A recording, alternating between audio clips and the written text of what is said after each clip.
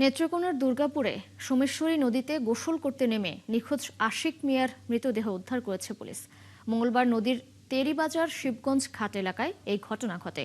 নিহতের পরিবার ও পুলিশ জানায়, গত সোমবার শিবগঞ্জ এলাকায় বড় ভাইয়ের বাড়িতে বেড়াতে আসেন আশিক মিয়া। মঙ্গলবার ভাইয়ের ছেলে শ্রাবণকে সঙ্গে নিয়ে সোমেশ্বরী নদীতে গোসল করতে নামেন। এক পর্যায়ে নদীর স্রোতে তলিয়ে যান তিনি। এ সময় আশপাশের মানুষ তাকে খুঁজে না পেয়ে ফায়ার সার্ভিসে খবর দেয়।